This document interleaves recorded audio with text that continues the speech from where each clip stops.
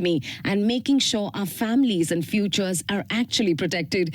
Joining us and decoding all of this today, it's time to unpack the reality of life insurances, living benefits, and financial peace of mind in the UAE. Is Shilpa Chitanand, head of retail distribution at Zurich. Shilpa, good morning and welcome to the show. Good morning, Muriel. Thanks for having me. Well, thank you for taking time out and having this chat with us. First things first, Shilpa, a lot of people think insurance is only necessary once you have kids. Now, do single individuals or childless couples actually need to have a life insurance, or is this all just a myth? So life insurance isn't really only about you. It's about who depends on you. A very simple question to ask is, it's not just if you have kids or a spouse, it's also if you're supporting somebody else. It could be a sibling whom you're paying for their education. It could be parents back home whom you're supporting. So the real test isn't kids, it's the dependents that you have. All right. And, when the unfortunate or the unexpected happens, what does the financial fallout look like for a family here in the UAE if there's no policy in place? When you picture the family, when you picture a household, you also have a list of the expenses that the household runs. Now, certain expenses can be in dirham terms. You can account for them in dirham terms, but certain are emotional expenses as well, which the family has to bear should one of the family members not be home. So you need to picture that. You need to see what will happen to the family if the person is unexpectedly not there, how that emotional expense can then also translates into a dirham expense. And that is what you need to calculate and see what is the financial impact on the family. All right. And, Shilpa, the problem is we often struggle with numbers, right? So realistically, how does someone figure out how much coverage they actually need? Because this I'm yet to wrap my head around. So as a thumb rule, we always start by saying it's roughly 10 times of an individual's annual income. But the right way to look at it would also be to check on whether there are any additional expenses or goals that you're saving towards, whether it's education of children, retirement with the spouse, any other loans, whether they're business loans, personal loans that need to be accounted for. So you take a list of all your expenses today and future expenses and add them all together. Take a list of your future earnings. When you add this together is when you get the right amount of cover that will be required. All right. Now, once again, since we're talking about the cover and we're talking about the financial bit, so how much does life insurance realistically cost, and what are the main factors that now dictate the price tag? This is actually the biggest myth that we see in the insurance industry. We tend to feel that it's going to cost thousands of dirhams a month or thousands of dollars a month. For a healthy person in their 30s, protection can cost less than 4 dirhams a day. The price of insurance goes up as people age. When it also is impacted by health and lifestyle choices. For example, smokers, the price of insurance is higher. It's impacted by the current health situation as well. So if there are any pre-existing conditions, the cost of insurance goes up as well. But opposed to what the general myth is that insurance is expensive, you can get yourself covered for under 200 dirhams per month. Well, as an individual who is also, come to the UAE as an expat to kind of build on wealth, now I'm torn apart between buying a life insurance. Is that same as wealth building? So if you have to kind of word this for me, how do you explain the functional difference between, say, buying a life insurance policy versus putting that money into savings or investment? So you look at this as different buckets. Protection is like the umbrella that keeps your family dry if something unforeseen happens to you. Savings and investments are the buckets that you keep filling towards the goals you have planned for yourself, for your family. and also hope that these savings grow and these investments grow with the market changes. So most families will need both of these to stay track on their financial goals for the future. All right, and let's talk about something that I think weighs most of us down, right? I mean, we live in a highly mobile country. You know, what happens, say, to a policy if someone changes their jobs, relocates, or permanently leaves the UAE? You can actually look at cover from your employer a bit like a hotel room. It's yours while you're staying there, but the day you leave your job, you leave that cover behind. And it's the time when you're between jobs where you need your personal salary. If, when you need your personal policy, I'm sorry. So if one were to relocate from the UAE to their home countries, they need a policy that will be, that they can carry with them, that will cover them wherever you go. So all our policies are international. We've paid claims in 73 different countries, which is completely built for the expat population, which is here more as a transient population. And I think one all-important question is, certainly surrounding the word called claims, right? So when a crisis hits, will families actually receive their money as is? If you could just walk us through how the claims process works in practice and understanding the fine print before signing any document this is all a lead up until and unless you get to your claims.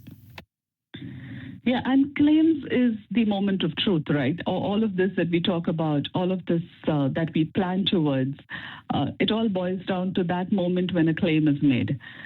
A claim, we've paid 97% of all our life claims once the documents are submitted to us. The average time that we've taken to pay a claim is 72 hours. What's very, very important when you sign your documents is making sure that you declare all of your health conditions. One declares any kind of family history that they have, because the 3% of the claims that we have been unable to pay has been because of this non-disclosure. It's very, very important that you inform your advisor at the time of signing all your documents that what your family history, current health conditions are. Submit all the reports that you have. Make sure you read the paperwork once you have signed it as well, because that is what the insurance company is going to base their decision on. All right. I think another very important thing to mention, Muriel, is to make sure you keep your beneficiary updated at all times. Because the beneficiary is the person who is going to be getting the proceeds of your life insurance policy. And where do you feel, people tend to lose out on their claims? Because, let's face facts, Shilpa. I've also met so many people who've said after so many years of paying that amount, paying that premium to the insurers, we haven't really been given that allotment when the person has passed away. And there has been a lot of other fine prints that have not been read through. So can you take us through the most important crucial points in that document when signing that document, and why do you all always say please come clean? Yes. So the most important thing to read is the health and lifestyle document, which is what you complete. You read the conditions that are covered, because of all the conditions that are covered and the causes that are covered for claims are very clearly stated in the policy terms and conditions. We also give clients 30 days to come back and cancel their policies should the information not be clear in the application. Once the application is signed, the client gets a copy of it. And everybody needs to make sure that they go through the entire document so they can ensure that all the details are properly captured and completely captured in that document. If that is done right, there is no reason a claim should not be paid. All right. And you did mention along, our conversation, you said 97% of the claims have already been, the documents have already been claimed and paid off. What happens to the other 3%? Why is that not paid? And what forms the ground reality for no payouts going for those 3%? So just like I mentioned earlier, the 3% of claims have not been paid because of non-disclosure. This is sometimes purposeful. This is sometimes through error. So make sure those documents are read. It could be a very simple thing of non-disclosing a family history. So there are questions around family, there are questions around previous surgeries, any previous health conditions, which one might feel they have recovered from today, and they don't hold any significance. But insurance being a long-term contract, each of these questions carries importance. All right. Non-disclosure on those has resulted in not paying 3% of the claims. All right. And what is critical illness, right? I mean, does this also cover critical illness when I'm talking about life insurance policies? Or should your policies also be updated, every year? Because it depends on the kind of, illnesses that people kind of tend to have alongside the lifestyle that they're leading. So how do you view insurances? Should they be updated every year? So I'll answer this in two parts, Muriel. The first bit is what is critical illness? When you open the show, or when you open this conversation, you very clearly mentioned that critical illnesses are now over 50% of our claims. And we have seen this number steadily grow. So over the last few years, we have seen that more than 50%, and this year, in fact, 52% of whatever claims were paid out of the 255 million has been paid out towards critical illnesses, where cancer and heart attack are the top two causes. So to make sure that you cover yourself not only for your family when you are dead and gone, but also to make sure that you are financially independent for the time when you're there. Make sure there is advanced salary coming in for the time that is required for directly from the illness.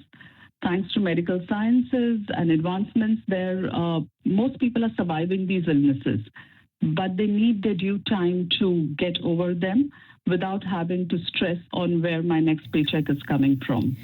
Right. Now with, mental health conditions on the rise in the region, how are insurance policies evolving, say, to support therapy, burnout, or time off work as well? So mental health has been in focus for a while, and the UAE government is also working very closely to ensure that mental health gets its due importance as well. What we need to do as a society is acknowledge that this mental health issues have accounted for people losing up to 6 working days in a year. So the support that people get through their employers, the support that people get through government sources as well, are very important in keeping the stability of mental health at workplace also. All right, this is coming in from Nandini. Nandini says, hi, could you please ask your guest if I take out a home loan or a personal loan in the UAE, banks often require life insurance. Should I buy the bank's policy or get my own standalone plan? So banks typically would also go through one of the insurance providers to offer policies. The advantage of having a standalone policy is once you're done with your mortgage or the home loan that you've taken from the bank, you can reassign this policy for personal purposes as well. All right. And this one is coming in from Ali. Ali says, we often hear about life insurance paying out after death. But what really happens if I get critically ill and can't work anymore? Does the policy lapse then? Critical illness is available as a rider on most policies, and available, when I use the word rider, it means as an additional benefit which one can opt for. And if one has opted for critical illness, they can take the payout of critical illness and the balance stays as a life cover available to them. So it does not necessarily lapse. All right, we're getting another message coming in from ending digit 783, and the person is saying, can I choose which currency my policy payout is in if my family resides in another country? The policy payout is in the same currency as which you have taken your policy, and that then be converted into the home currency when it hits the bank account at home. What if okay, well, she's already answered this, but nonetheless, we'll ask this question to you. This is coming in from another person with ending digits 294. And the person is saying, what if I already have some pre-existing conditions, Muriel? Will I still get covered? Please ask your guest, how much more will it cost? How much more will it cost will totally depend on the condition. But yes, there is a very, very high chance that you can still be covered. In fact, we have taken on 97% of all applications that have come to us, even if they've come with pre-existing conditions like obesity, diabetes. We'll assess each application on its own, make sure you give all the information. And if it's possible, yes, for sure, we take clients on then. Now, before to end the lovely session that we are having, Shilpa, what are the common reasons a claim actually gets rejected, and how can listeners avoid those traps in the fine print? The common reasons that claims are rejected are only non-disclosures, and of course there are some who like to fraudulently claim as well with incorrect hospital reports, etc. And the right way to make sure that your claim is going to be paid is please check the documents that you are filling in 2 times, 3 times to ensure that all possible information has been provided. Shilpa, thank you for decoding those numbers and demystifying how life insurance actually works here in the UAE. It's been an incredible reality check and super insightful. We really appreciate your time. Thank you. Thank you so much.